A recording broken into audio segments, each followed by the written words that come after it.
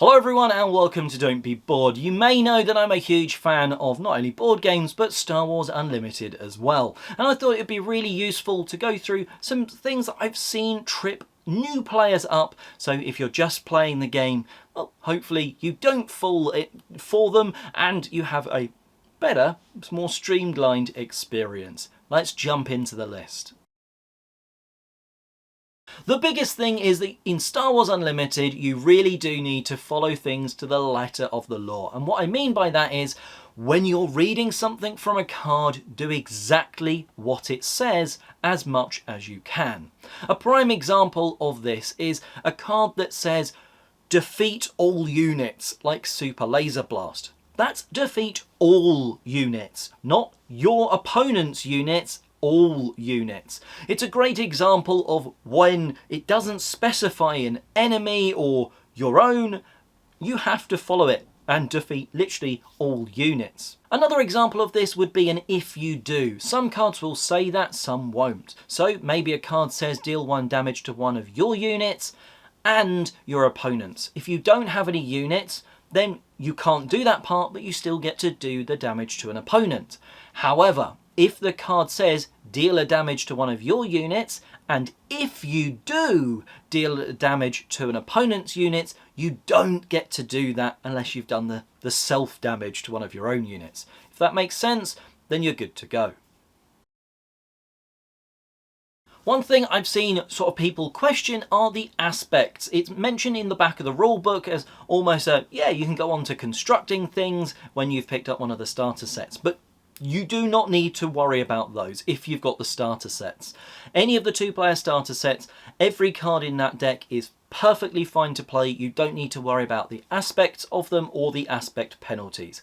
Yes, there might be some cards in there that, well, maybe you want to play another command or another villainy card because it might trigger something, and then you pay attention to the aspects.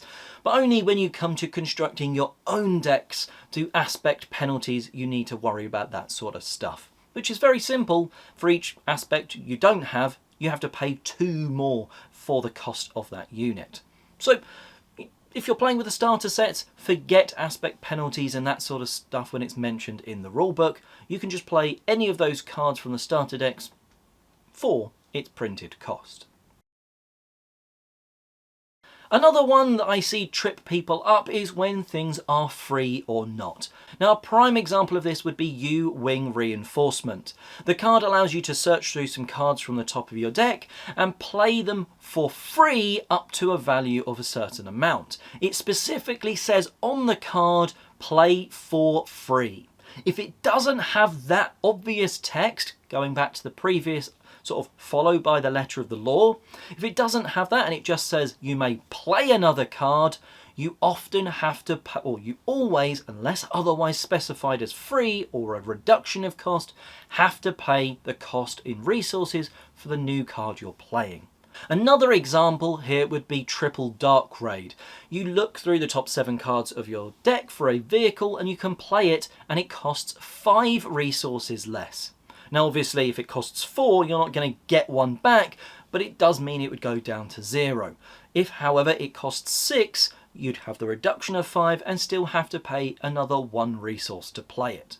But normally you are paying for something, again, unless it either specifies free or a reduction in cost. One thing that I have seen trip people up is shields and experience tokens. They might be tokens and you might even have 3D printed or nice acrylic upgrade ones, but they are always upgrades. A shield is a token upgrade. An experience is also an upgrade. So when cards refer to defeating an upgrade or if something has an upgrade, a shield or an experience token do count.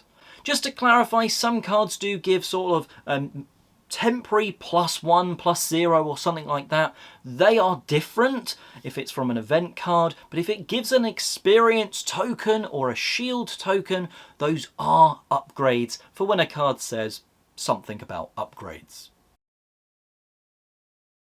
And last but not least, I think it's quite important to sort of say, if this is your first game of Star Wars Unlimited, a couple of things.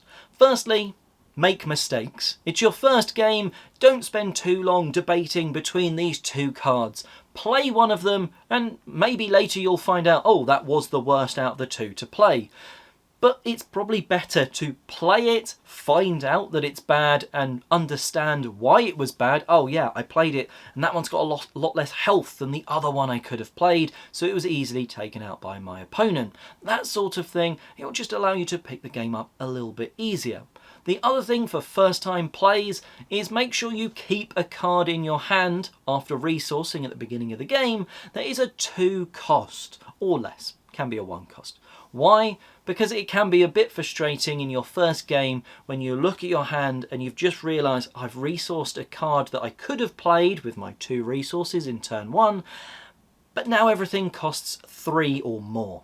So just make sure you have something that you can play on that first turn and it should be good. So hopefully these tips will just help you get past some small barriers of entry or make something that's just a question in the back of your mind, well, maybe a little bit more like, oh yeah, okay, let's follow it exactly as the card says, that sort of stuff. And you should therefore enjoy your Star Wars Unlimited experience, hopefully just a little bit more from watching this video.